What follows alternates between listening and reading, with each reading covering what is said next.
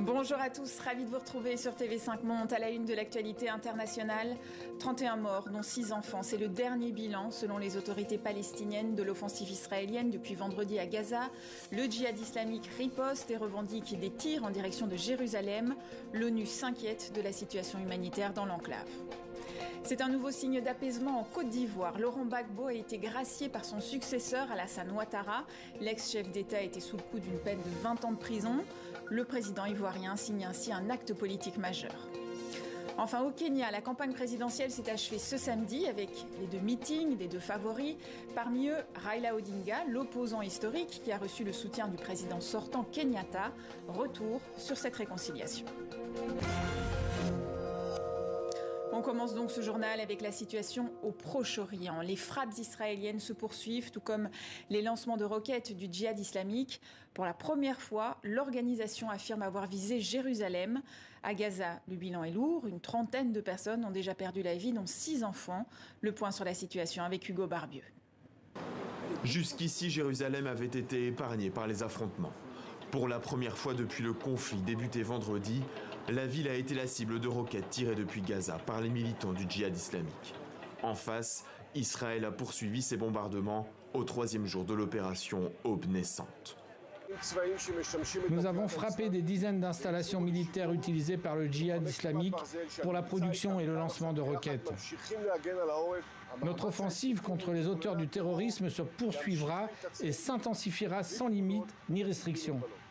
L'armée israélienne affirme avoir neutralisé des chefs militaires du djihad islamique, dont Khaled Mansour. Les raids se sont poursuivis dans la nuit, touchant ici un immeuble résidentiel. Selon un bilan palestinien, une trentaine de morts est à déplorer, dont 6 enfants. Israël réfute cette information et blâme des tirs ratés du djihad islamique. On était dans la rue quand tout à coup on a entendu une explosion. On est venu sur place en courant et on a trouvé des corps à terre. Il n'y avait pas d'ambulance. Il y avait des enfants lacérés. On les a emmenés dans les voitures. L'Égypte tente de jouer les intermédiaires, mais désamorcer la situation prendra du temps. L'État hébreu se dit prêt à une semaine d'hostilité.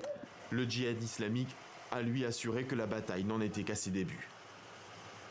Et on va retrouver en direct de Jérusalem notre correspondant Stéphane Amar. Bonjour Stéphane et merci d'être avec nous. Alors on l'a dit, des roquettes ont été tirées vers Jérusalem. La tension est-elle palpable dans la ville ?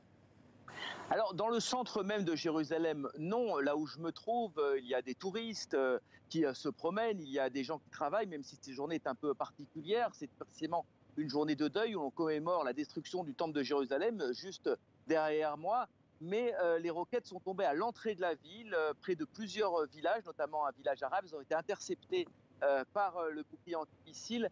Cela dit, c'est effectivement un symbole très fort puisque Jérusalem est la capitale d'Israël, non reconnue par la plupart des pays, sauf les États-Unis, mais tout de même. Et puis elle est au centre, évidemment, des tensions. D'ailleurs, ce matin, sur l'esplanade des mosquées, juste derrière moi, l'extrême droite israélienne a fait une démonstration de force et a invité l'armée à frapper encore plus fort dans la bande de Gaza. Pourquoi ce regain de tension alors que la situation semblait plutôt calme ? Oui, effectivement, c'est assez inhabituel de la part de l'armée israélienne puisqu'il n'y a pas eu d'attaque véritable des mouvements palestiniens, mais Israël affirme que des attaques très violentes étaient en préparation contre des civils et contre des soldats israéliens et qu'elle a donc procédé à une offensive préventive contre le djihad islamique à Gaza. Il faut noter, c'est très important, que le Hamas ne participe pas à ces hostilités. Le Hamas est le mouvement islamiste dominant dans la bande de Gaza qui dirige la bande de Gaza. Et pour l'instant, les affrontements se jouent entre le djihad islamique, qui est un mouvement beaucoup plus extrémiste que le Hamas, et l'armée israélienne. Merci à vous Stéphane Amar d'avoir été en direct avec nous. C'est un nouveau signe d'apaisement en Côte d'Ivoire. Laurent Gbagbo a été gracié par son successeur Alassane Ouattara. Le président ivoirien s'est adressé hier à la population, comme il le fait à chaque veille de fête nationale. Son ancien rival, Laurent Gbagbo, était sous le coup d'une peine de 20 ans de prison. Les détails avec Hugo Barbieux.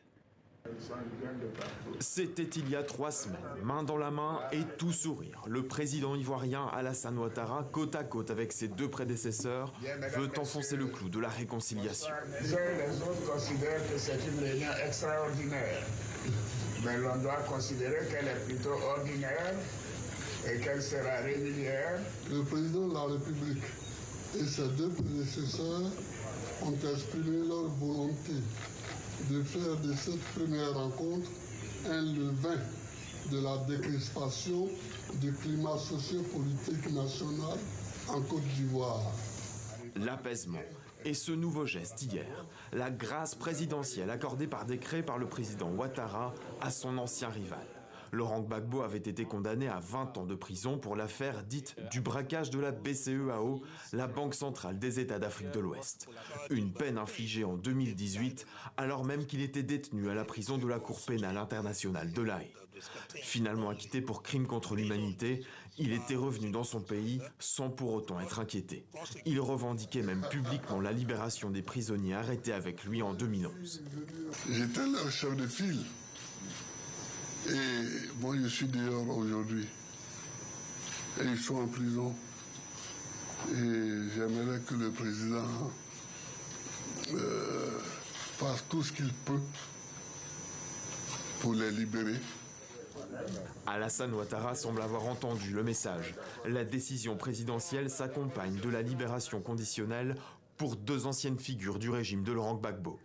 Seule déception pour les pro-Gbagbo, l'ancien président a été gracié, mais pas amnistié, ce qui laisse planer le doute sur son avenir politique, notamment pour la présidentielle de 2025. Dans le reste de l'actualité, les grandes manœuvres militaires de la Chine autour de Taïwan doivent se terminer ce dimanche. Elles avaient été lancées suite à la visite cette semaine sur l'île de la chef des députés américains, Nancy Pelosi. Pékin a perçu ce déplacement comme une provocation et a décidé de suspendre sa coopération avec Washington sur toute une série de dossiers, notamment sur le changement climatique.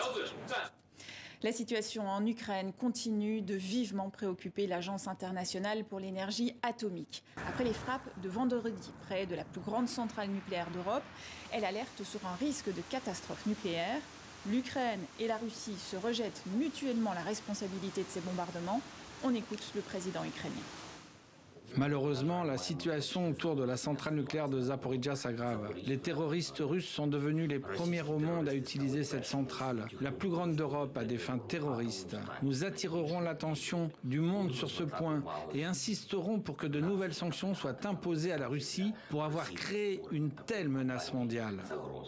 Un gigantesque incendie touche un dépôt pétrolier à Cuba, à une centaine de kilomètres de la Havane. La foudre s'est abattue sur l'un des réservoirs. Au moins une personne a été tuée, 121 autres blessés, 17 sont toujours portés disparus. Face à l'ampleur du feu, le président cubain a lancé un appel à l'aide et il a reçu des propositions d'aide de nombreux pays. C'est le début d'une nouvelle ère politique ce dimanche en Colombie. Le premier président de gauche du pays, Gustavo Petro, sera investi aujourd'hui. Ces images datent d'hier. C'est une cérémonie symbolique avec les peuples autochtones. Il devra faire face à de nombreux défis. Les inégalités sociales sont fortes dans le pays et les violences liées au trafic de drogue semblent sans fin. Le nouveau chef d'État a promis des transformations radicales. Direction le Kenya. Hier, c'était le dernier jour de la campagne présidentielle. Les deux favoris, Raila Odinga et William Ruto, ont chacun organisé un grand meeting dans la capitale. On va s'intéresser aujourd'hui à Raila Odinga, l'opposant historique qui a reçu le soutien du président sortant Kenyatta. Retour sur cette réconciliation avec Élodie Cousin.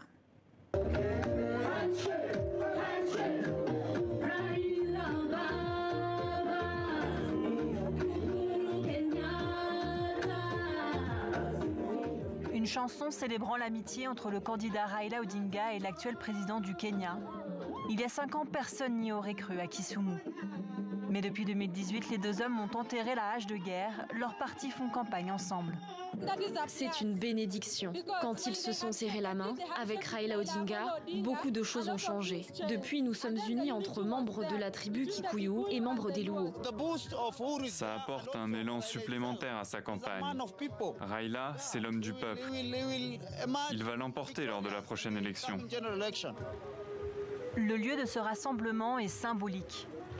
En 2017, lorsque Raila Odinga perd contre Uhuru Kenyatta et conteste le résultat de l'élection, c'est ici que ses soutiens viennent violemment manifester à Kisumu. La police réprime durement cette contestation.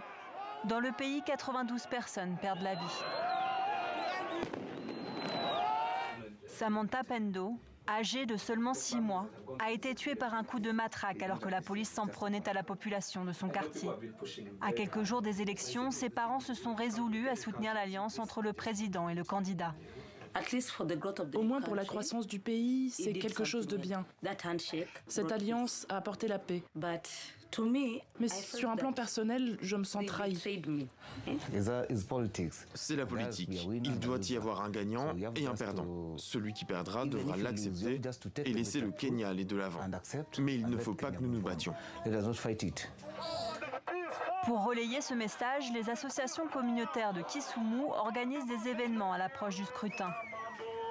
Ce jour-là, une marche a lieu dans ce quartier, particulièrement meurtri en 2017. Ce que nous attendons de l'élection qui arrive, la paix totale. Nous avons des politiciens qui sèment la violence partout où ils passent, des politiciens qui emploient des brutes pour combattre leurs adversaires. Aujourd'hui, nous prêchons la paix. Les deux principaux candidats ont assuré qu'en cas de défaite, ils accepteraient le résultat du vote s'il était organisé de manière transparente.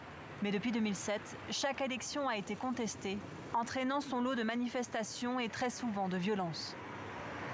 La police canadienne dans l'embarras ce samedi après l'arrestation tendue d'une diplomate sénégalaise en banlieue d'Ottawa. Dakar dénonce un acte raciste et violent. C'est une perquisition chez la diplomate qui a mal tourné. Le Canada promet, je cite, une enquête approfondie face à un incident inacceptable. Si vous pouvez nous suivre aujourd'hui en direct à travers le monde entier, c'est bien grâce à une prouesse technologique réalisée dans les années 60 en pleine guerre froide, la première liaison satellite entre les États-Unis et la France. C'était le 11 juillet 1962. C'est aussi grâce à cette course à l'image que le monde a pu suivre en direct les premiers pas de l'homme sur la Lune, le 21 juillet 1969. Une aventure incroyable dont le seul et unique vestige se trouve en Bretagne, à Pleumeur-Bodou. Reportage Grégory Fontana et Guillaume Gouet. Les gens ne comprenaient pas forcément encore ce qui se passait. Ils avaient entendu parler de Spoutnik, ils avaient entendu parler de sondes qui étaient parties. Et là, ils sentaient qu'il y avait quelque chose qui allait se passer, mais beaucoup ne mesuraient pas que là, on venait de poser un genre de jalon dans l'histoire des télécommunications. 9 mois d'un chantier titanesque, ininterrompu sur un site étroitement surveillé par les gendarmes, ne feront qu'alimenter rumeurs et fantasmes en tout genre. Une base secrète? Des extraterrestres? Non. C'est un radome, un énorme ballon en tissu de quelques millimètres d'épaisseur, gonflé sous pression, qui pourrait abriter l'Arc de Triomphe. On a eu des problèmes avec le premier qui a été installé et qui, avec une tempête d'équinoxe, est parti voler en éclats.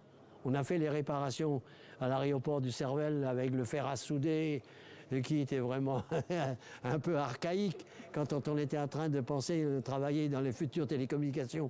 C'est dingue, quoi. C'est inouï.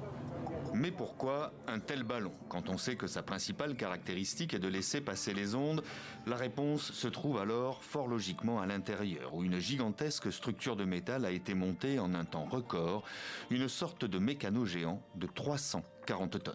Oui, c'est un mécano qu'on a monté.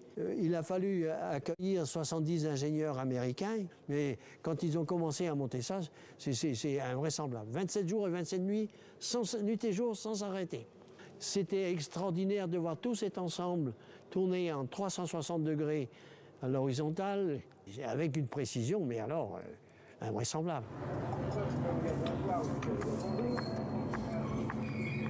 On la surnomme la Grande Oreille, une antenne à cornets aux dimensions pharaoniques, assemblée au millimètre près, et dont le rôle est de parvenir à capter le signal du tout premier satellite de télécommunication, Telstar, lancé en 1960 par les Américains.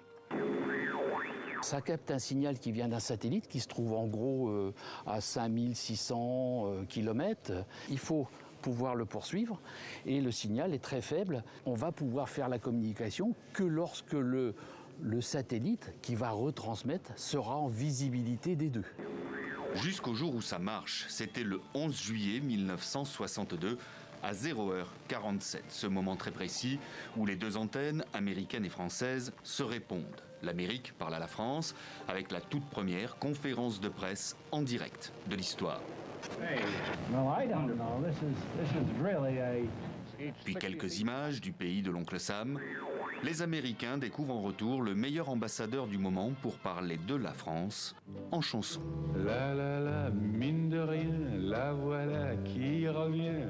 Ils ont positionné l'antenne à tel axe, voilà. Et avant que n'apparaisse l'image, avait apparu la bannière étoilée des États-Unis et puis la fameuse mire avec la tête d'Indien. Ça, c'était extraordinaire.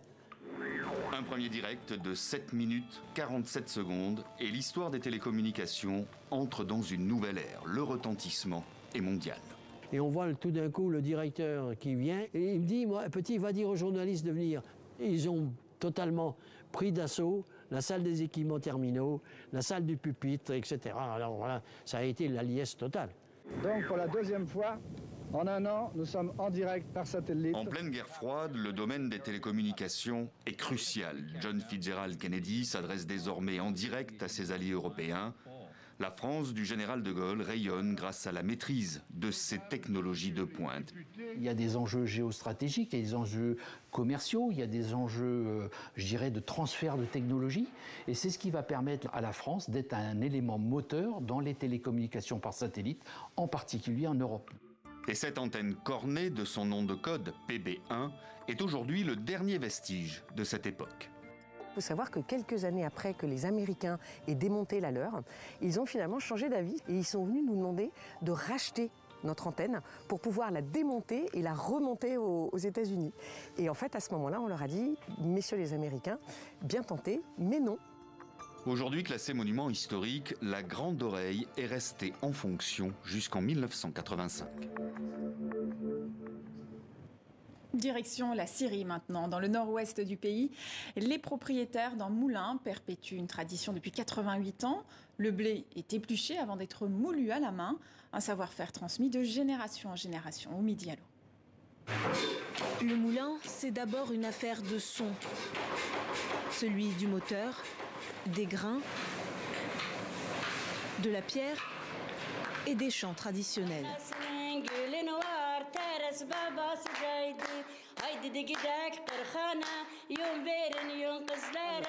Nous travaillons dans le calme et notre farine est délicieuse, bien meilleure que la farine industrielle.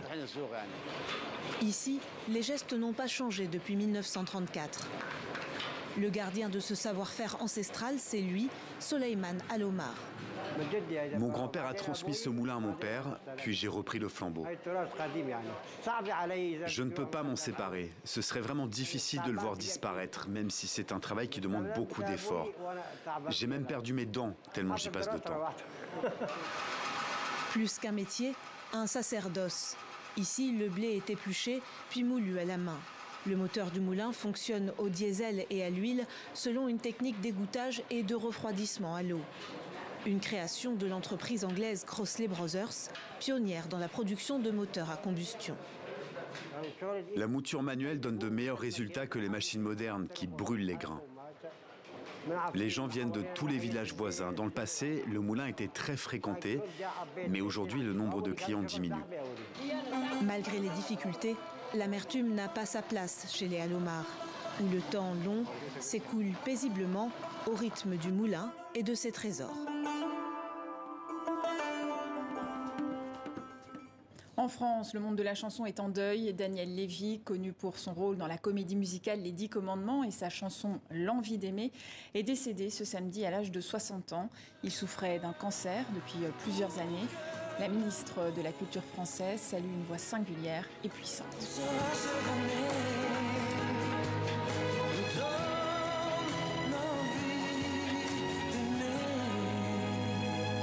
Et c'est la fin de ce journal. Merci à vous pour votre fidélité. L'actualité, c'est également sur notre site internet tv5monde.com. Excellente suite de programme à vous.